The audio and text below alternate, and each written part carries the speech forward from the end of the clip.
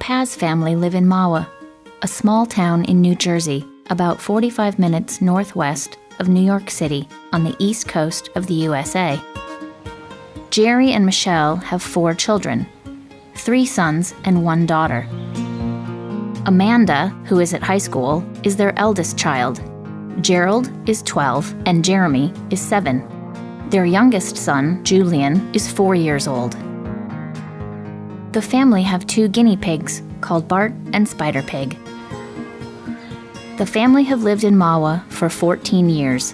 Before moving to their 4-bedroomed house 9 years ago, they lived in an apartment. Like many families in the United States, Jerry and Michelle come from very different cultural backgrounds. Jerry's parents, Victor and Lola, live nearby. My name is Lola Paz. My name is Victor Paz. We come from Lima, Peru. Jerry was also born in Lima, but in 1978, when he was 13 years old, his parents made the difficult decision to move to the United States.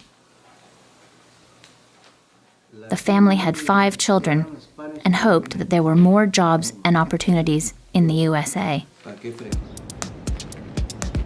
Today, Jerry works in a hospital.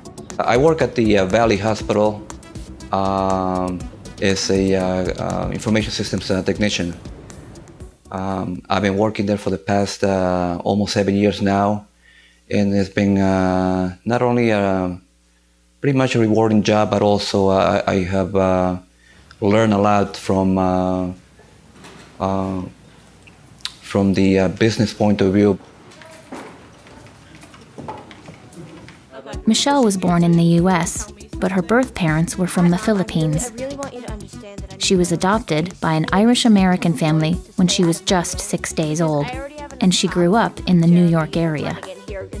Well, I was born in the now closed St. Vincent's Hospital in New York City in the early 70s, and I was given up for adoption when I was 6 days old.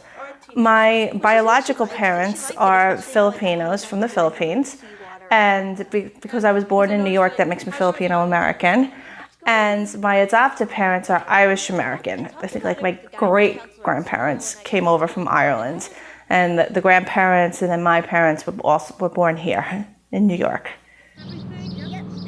Michelle isn't working at the moment. She stays at home to look after the kids. Maybe we should give Amanda some straight. I used to work outside the house. Years ago, I worked in the garment district in New York for a women's clothing retailer for about 7 years, but the economy changed, so I lost my job. So I've been home with the kids for the last couple of years.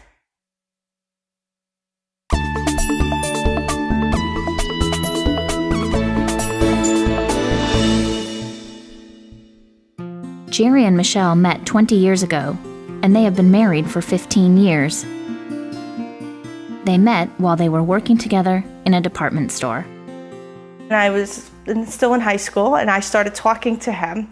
And just as a joke, because again, I didn't know a lot about the Philippines or its culture, I see Jerry walking down the aisle, and I said, excuse me, are you Filipino? And he said, are you talking to me? And I said, yeah, you, come here. And I started talking to him. I said, hi, my name is Michelle. I was just curious, are you Filipino? And he says to me, yes. And then he walks away. So I go back to folding my sweaters and doing my job as a part-time salesperson. He comes back over and he says, I'm sorry, Michelle, I was only kidding. I'm not Filipino. I'm like, oh, okay, well, where are you from? He said, Peru. He started laughing and we started talking, hanging out. And 15 years, 4 kids later, we're married and doing the best we can, living our lives. The family is close-knit, and Lola and Victor play an important role in family life. They teach their children and grandchildren about their Peruvian cultural identity. For Michelle, it's more difficult to pass on her Filipino identity. I'm glad that my in-laws are involved in our lives, and I can honestly say that I'm very lucky for having such wonderful, open-minded, welcoming people in my family. I'm still trying to learn about the Philippines and its culture because I know nothing of it. So at this point in time, I can't really pass any knowledge on to my children.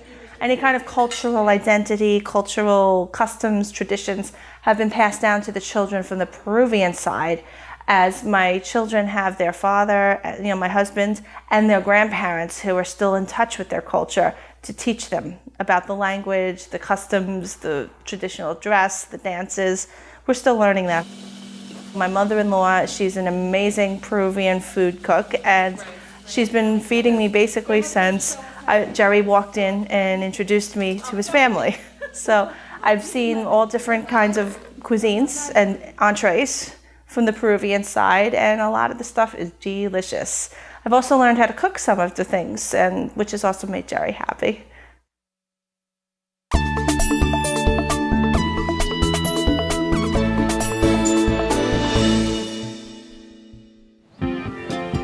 The Paz family are happiest when they are together, and Jerry cherishes his time at home. Whenever I see them smiling, laughing, having a good time, and there are quite a few times like I just can't wait to get out of work, be home with my kids, see them, be with them, be with my wife, and see them happy. Yeah. But still, sometimes life can be difficult, and there are many challenges to overcome. Their oldest son, Gerald, suffers from autism. It's very difficult for him to communicate with other people, and he needs special help and support. But the family not only work together to help Gerald overcome his disability, but they also help raise money for research into autism. Some of the things that make the family the happiest are when we are doing activities that are either helpful to ourselves or helpful to others. For example, we did a Northern New Jersey autism walk last weekend. We were very happy to walk as a team and help raise money to fund autism research. Jerry and Michelle worry about the future for all of their children. I worry that there will be appropriate jobs for them after they finish college, or that I worry that they'll find the right people, and whether it's someone of their own race and culture or someone different. I worry that they'll be happy and not have to go through personal pains and challenges. But like their parents before them, they simply want to do the best for their children and hope that whatever happens, their children are happy.